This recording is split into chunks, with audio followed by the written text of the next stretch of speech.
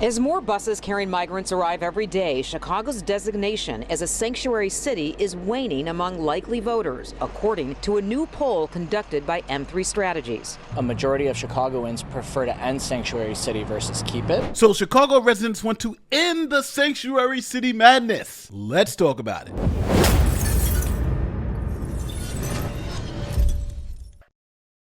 So cities like New York and Chicago took pride in being what's known as sanctuary cities, places where illegal immigrants could avoid deportation. Cities like Chicago made it illegal for local law enforcement to report illegal immigrants to federal immigration officials. Here is former Chicago Mayor Lori Lightfoot signing the sanctuary city ordinance into law. With the stroke of a pen, your rights will be at long last fully protected. Chicago Mayor Lori Lightfoot and a group of determined aldermen and community groups pushing back with a newly amended welcoming city ordinance. We are a sanctuary city, and now we have a robust protection of undocumented immigrants.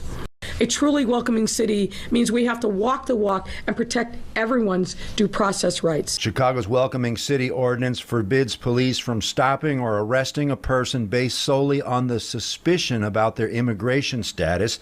It blocks police from providing support to federal immigration enforcement operations, and it prevents city agencies from requesting, maintaining, or sharing immigration status. Now, being a sanctuary city was easy. They're generally thousands of miles away from the border, but border towns in like Texas and Arizona had to deal with millions of people crossing the border and using their resources to try to help these people out. And who was paying for it when it was at the border states? Well, it was the people at the border. Here's what was going on.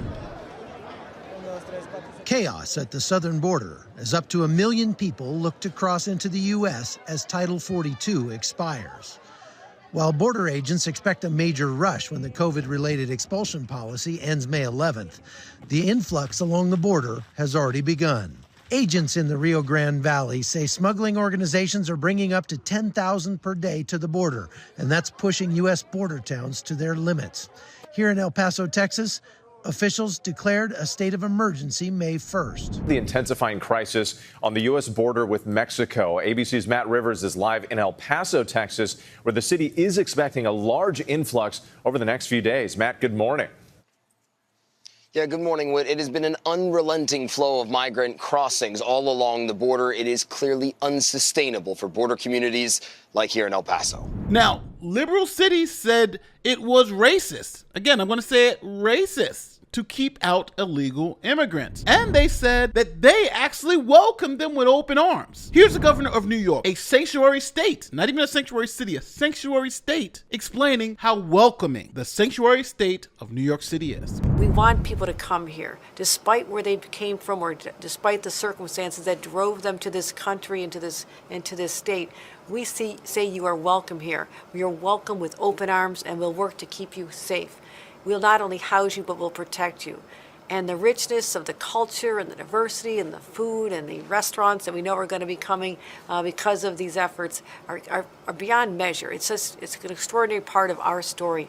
And it's woven into the story of New York, and it makes us more vibrant. Now, the Democrats were so entrenched on saying that any reasonable border policy was racist. Listen to how many times on left-wing MSNBC they called Trump's immigration policy racist. Finally figured it out, right? But the issue isn't just that he is racist and what he has said. It's the fact that we failed to discuss and integrate that into how we look at his policy. Right. The Democrats don't do that. The census, it's racist. ICE raids, it's racist. All of his immigration policy, it's racist. We have to attach these words to policies. And as long as the Democrats don't do that, as long as they can pretend that we can turn back the clock to 1998, we'll continue to fail. Racist, racist, racist, racist. So Trump lost the election, and in comes Biden, who did not want to be called a racist. So Biden started letting people in, and this caused a massive influx of people in border states. Let's switch gears now to the border crisis. Several Texas judges and county leaders declaring an invasion at the southern border. They want Governor Abbott and Attorney General Paxton to declare an invasion for the state, which would then trigger the state's constitutional right to self-defense and also take necessary actions to prevent or remove all persons invading Texas. I know, crazy, right? But Biden did not help. He just continued on. Welcome to all illegal immigrants. So the Texas governor started shipping those illegal immigrants to sanctuary cities and sanctuary states that welcome migrants. Local officials whose communities are being overwhelmed by hordes of illegal immigrants who are being dropped off by the Biden administration. Texas is providing charter buses to send these illegal immigrants who have been dropped off by the Biden administration to Washington, D.C. We are sending them to the United States Capitol, where the Biden administration will be able to more immediately address the needs of the people that they are allowing to come across our border. Well, it has happened again. Another bus of migrants has been sent here to Los Angeles. 39 asylum seekers arrived by bus at Union Station today, sent by Texas, including 21 children, all of them from Guatemala, El Salvador, Honduras, Mexico, Peru, and Venezuela. Driven by bus and fueled by politics, another wave of migrants arrived in New York City today. Merecemos una oportunidad. More than 4,000 have come since May, a metaphorical message from Texas Governor Greg Abbott. Texas has sent another bus of migrants away from the state, this one arriving in Chicago last night. It comes after the state has sent more than 8,000 migrants to New York and Washington, D.C. Texas Governor Greg Abbott said in a statement that plans are underway to bus migrants to additional cities. Now, let's keep it real. Things changed very quickly. See, the love of illegal immigration turned into the horror of illegal immigration, as these cities quickly found out that there was a massive cost to open borders. This morning, the mayor of Washington, D.C. has requested the help of the National Guard to assist with the buses of migrants arriving to her city, which she described as a growing humanitarian crisis. We expect to escalate the number of people crossing the border seeking asylum. The crisis began in April when Texas Governor Greg Abbott and Arizona Governor Doug Ducey started sending busloads of migrants to Washington, D.C. in response to President Biden's decision to lift a pandemic-era emergency health order. Massachusetts Governor Maura Healey has declared a state of emergency to address the state's growing migrant crisis. The governor says there are over 20,000 people being temporarily housed across the state. Our top story, another bus of migrants arrived today in Los Angeles and were taken to St. Anthony's Croatian Church for processing. Back in New York, the mayor had a stark message this month. I don't see an ending to this. This issue will destroy New York City. Destroy New York City. Increasingly, the migrant crisis is being felt far from the border, including cities like Chicago, where officials say resources are running thin. Now, even the super duper left-wing commentators are saying, well, the sanctuary cities asked for it. Here is the Young Turks, home of the progressive left. And listen to what this guy says about what Texas did in sending illegal immigrants to sanctuary cities who were open to the idea. So, look, I said this on day one. I'm going to repeat it even with greater fervor today. I think that what Texas did makes sense. And so I know that a lot of people on the left don't want to hear that. But think about it, guys. So they had this immigration problem all along, and it wasn't spread out to many different states. It was just in Texas and, of course, the other border states.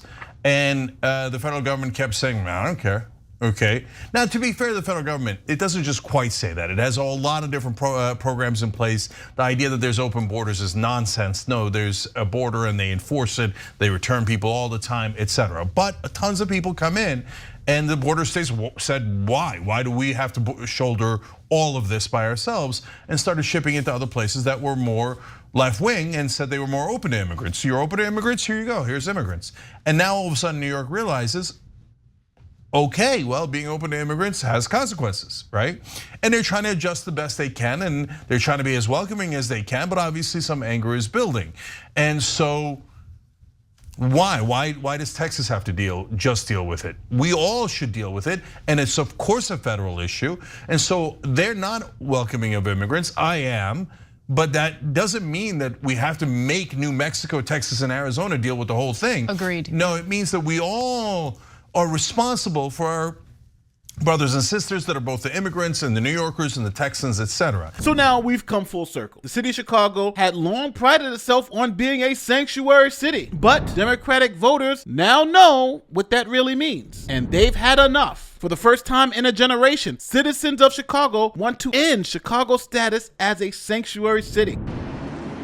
As more buses carrying migrants arrive every day, Chicago's designation as a sanctuary city is waning among likely voters, according to a new poll conducted by M3 Strategies. A majority of Chicagoans prefer to end sanctuary city versus keep it. White voters actually preferred to keep sanctuary city by about a 10-point majority, whereas minority voters overwhelmingly wanted to end sanctuary city as it stands today. The poll included 18 questions on why likely voters wanted the sanctuary city status to end or remain. Pajorski says minority voters were very concerned about resources to support the migrant crisis being drained from their communities. It was Mayor Harold Washington in 1985 who issued an executive order designating Chicago as a sanctuary city. So now the voter and elected officials want to put it to a vote. They want to vote on whether they should remain a sanctuary city or not.